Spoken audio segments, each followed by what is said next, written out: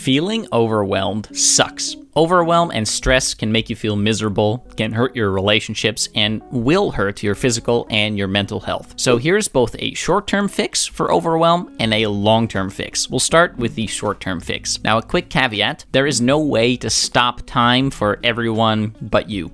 So this is not a trick or a hack to do all the things that you might want to do for the rest of your life as well as you'd like to do them in 1 week.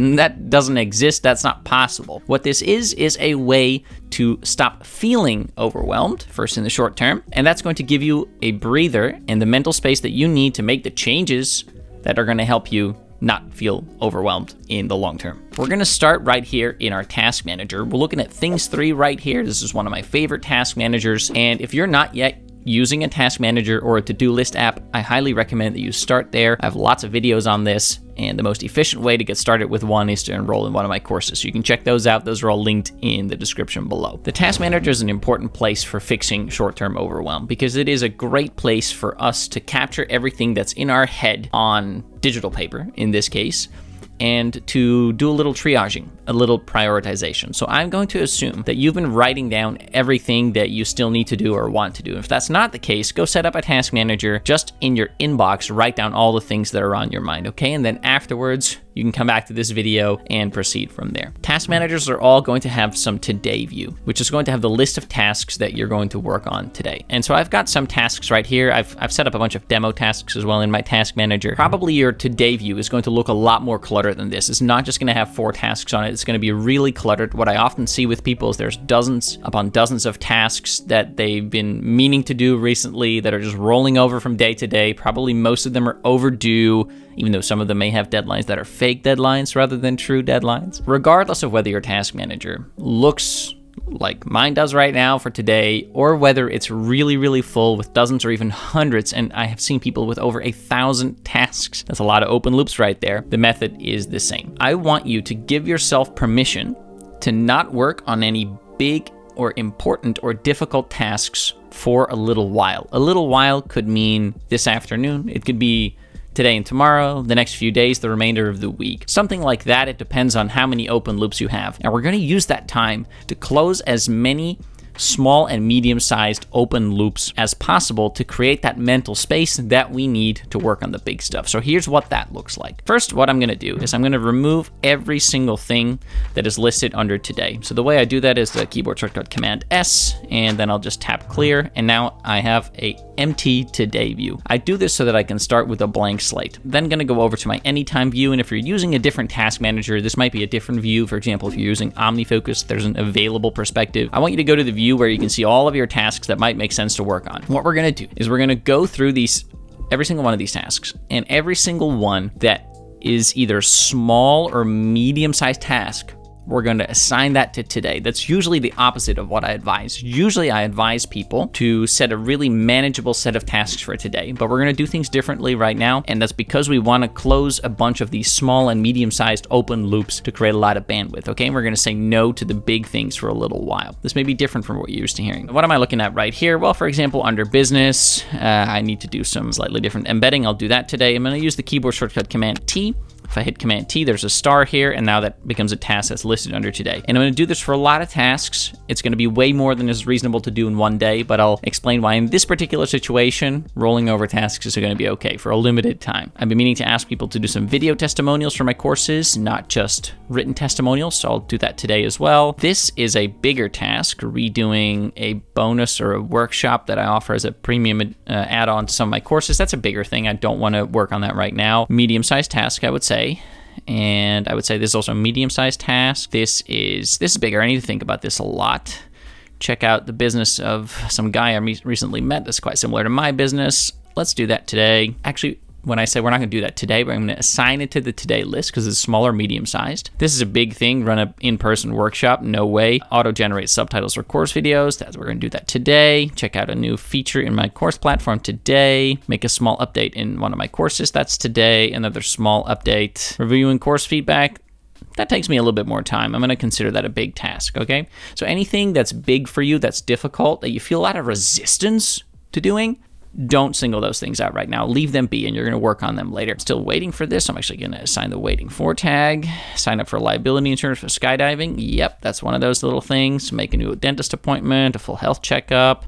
Look into some things that someone sent me. We're going to add that to the list of small stuff. A lot of the times, I like to put basically all my home tasks in there as well. This may be different if you spend most of your time in an office, whereas I work from home or I work while traveling, but I tend to have a lot of home tasks, and when I feel overwhelmed, it really helps me to address a bunch of those, to close those loops. It gives me a lot of mental space that I can then use for more creative or more difficult work. So I definitely recommend trying to knock off a bunch of home tasks as well. And again, don't worry about how long this list is going to be, all right? We're gonna work on that in a minute. Watch a video series on Canopy Pilot. I'll do that later. Ask an instructor where to keep and how to use my hook knife in skydiving. That's quick. Asking someone for someone else's phone number, scheduling a phone call. That's all pretty easy. Introducing someone to another person. So I've got quite a lot of tasks right here. And when you do this, you may end up with more like 80 or 90 tasks, or 200 or whatever. That's all okay. Now you've got all of these tasks listed under the Today view. What I'm going to do is, in Things, you've got this nice feature where I can go into the settings, and I can go into General, and I can uncheck Group To-Dos in the Today list by project or area. So now we've just got a big list. And here's the cool bit. Now I can actually drag these tasks in the order that I want to work on them. So for example, I might say, you know what? I'm going to start by doing all that home stuff. I'm going to do all that home stuff first. Then I'm going to do all the stuff that requires me to reach out to people. So asking someone for a phone number, or helping my mom, or scheduling a phone call. So all this relationship stuff. It's actually nicely here already. Then I want to do all the business stuff at the end. So I actually don't need to change anything. So that's really nice. You may have to move some of this stuff around, all right? I want you to create this list and decide in which order you're going to work on it. You don't, if you've got like 80 or 90 tasks, you don't need to worry too much about which one you're going to do first and second, but roughly speaking, what are you going to work on first and what are you going to work on next? Then I want you to set aside some time for this. So for me, I usually give myself at least the remainder of the day and tomorrow. Then I'll see if tomorrow, becomes today and I still have an enormous amount of tasks left, and I just keep going, and I consciously give myself permission to not record any new videos, to not work on new courses, right? To not do any difficult tasks, any big tasks, but instead just to do all of these small things to close all of these open loops. Because what happens, of course, after a day or two, you're going to have all this stuff done. It's all going to be completed. And suddenly your task manager, your to-do list app, is going to be mostly full of really meaningful stuff. And this is where we move into the long-term way to fix overwhelm. The long-term way to address overwhelm. And I'm not saying you're never going to feel overwhelmed again, but to reduce the frequency and the intensity of the overwhelm that you experience is to build a system. The system starts with having a task manager like my task manager Things 3 right here, which has an inbox where you can capture things that, come to mind, which has areas or high-level projects so that you can organize your life into all these different buckets. Your home, your work, your health, relationships, and so on. You also need a way to periodically clean up this system, to maintain it, and that's called a weekly review. Usually looks something like this. This is something that I typically recommend that people do on Sundays, but you can do it on any day of the week, really. Just do it once a week. Process any physical mail that you get. Process your email inbox. See if there's any emails that you need to act on or reply to. Process your task manager's inbox. Quick thoughts that you wrote down during the week that you haven't categorized yet. Not thoughts, to-dos really. Any notes that you took in the past week, do you need to act on any notes? And then go through all of these areas, all different parts of your life. For me, that's business, fun and trips, health, home. Just make sure everything in there is up to date. See what's coming up. This often involves looking at the calendar. Take a look ahead of time. Which deadlines are coming up, which events do I have got coming up, which commitments do I have coming up. Also look at deadlines that are coming up inside your task manager, all right? And then schedule any tasks ahead of time if necessary. So I'm making this sound very simple right now. I'm kind of glossing over this, but this is part of that system that you need to build to avoid overwhelm in the long term. In fact, the weekly review might be the single most effective thing that you can do. For most of my students, to be honest, it is. I often hear people say that's the number one thing that really changed my life is on a weekly basis, just making sure that my to-do lists are all up to date. I also have a free weekly review cheat sheet that you can go ahead and download, and that's listed in the description of this particular video. What else do you have to do? You've got to have a way to plan your days. So in the Today view, we just added lots of tasks, and I said this is good for a short-term fix, all right? We put all those tasks under sort of today, and then you just keep going for a few days or however long you need to get through all of those small and medium-sized open loops, to close those loops. After you've done that, you want to go into a very different pattern where you're sitting down intentionally every single day, looking at, for example, your anytime view and things and saying, you know what, I'm going to work on this today, I'm going to work on this today, and this and this, and that seems like a reasonable amount of things to work on today. I'm going to assign those to today. Now I have them here, and I'm going to work on this first, and then I'm going to do that. But you're going to pick some reasonable amount of tasks to work on today, and of course you can take into account which deadlines you've got coming up. Then you're going to complete those things, and tomorrow morning, regardless of whether you've managed to finish all of these tasks, you're going to do this exercise again. From scratch, you're going to decide what are you going to work on tomorrow. And then the day after that in the morning, from scratch, you're going to decide what to work on that day. All right, so you want to do that every single day. Just be really intentional what you're working on. That's part 3 of your system. Part 4 of your system is that you need to have a periodic check-in. I like to do this quarterly, every 3 months, of what I call your big picture goals. Okay, so the way I do that is I go in my notes app and I just create a note, and I do this every quarter. And so I might create one called Goals and Action Steps Q4 2023. By the way, we're looking at Apple Notes here. And I'll have a heading Goals, and then I'll have a heading Action Steps for this quarter, I have a heading Action Steps for later. And I just start writing down some things. For example, I start writing down gaining muscle and size. So one of the action steps is lift weights 4 times a week. All right, another one might be expand my meditation practice. So an action step for this quarter might be to sign up for a meditation retreat. All right, another one might be spend less time on creating new courses. So I might say hire a video editor to edit my course videos. I do have someone already editing my YouTube videos. He's doing a great job. Thanks, Rodrigo. But then there are also goals that you might have that are long-term goals. So for example, you could say, buy a cabin near a lake. Now that might be something, you know what, I'm not gonna work on that this quarter, so I'm gonna have an action step for later, and I'm gonna say research cabin prices near Lake Tahoe, whatever. And this way, you're going to list every single one of your goals. And for every single one of your goals, you're going to come up with 1 or more action steps. And you're going to divide those between ones that you're going to work on this quarter and ones that you're going to work on next quarter. Now, this is a quick overview of the process. I have a much more detailed way of doing this process that I teach in my course, Big Picture Productivity. That involves going through every single different area of your life, really nailing down your goals, really clarifying what your priorities are, understanding your motivations, thinking about your values, what really matters to you. So we really start very, very high, and then we go down and we bring that into the day-to-day, week-to-week to-do and task management. This also has got to be part of your system. Doing this check-in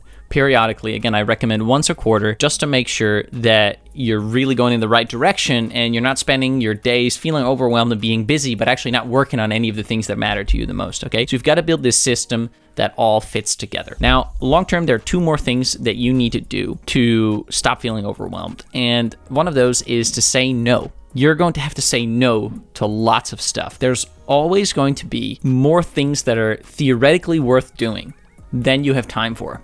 That's just the way that is. And so you're going to have to learn to say no if you're not comfortable doing that already. You're going to have to prioritize. That's what I was just showing you, having such a quarterly periodic check-in of your big picture goals and your high-level action steps. But once you identify those, you're going to have to say no to people who ask you to do things that are not in alignment with your goals, or you're going to have to say no to yourself because you're going to be distracted and you're going to want to work on something, but you've decided, actually, this other thing is more important to me. So you're going to have to say no, and that can feel uncomfortable, and that might take some practice, but it's a key part of avoiding overwhelm, because if you're always just saying yes to everyone, then you're never going to get anywhere. The final thing that you're going to have to do is you're going to have to come to terms with the fact that life is finite, right? So there is no hypothetical world. There is no scenario in which you can become so productive that you can always do everything that's worth doing. It's just not possible. This is why you have to learn to say no, but it also is on a deeper, more existential level, a truth that you're going to have to accept if you haven't done that already. Overwhelm is actually a mental state. Overwhelm is not a state of the world.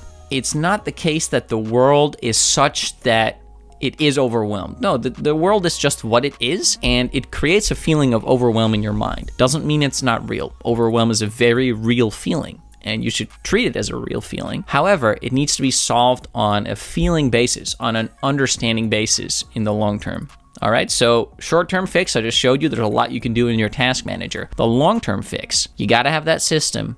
You got to say no to what doesn't serve you, but you're also just going to have to accept that you cannot do everything. This might sound negative, but it's not. It's actually a positive thing. Precisely because you have a limited amount of time and energy in your life, it means something when you give your attention to something or someone. Hey, that's beautiful, right?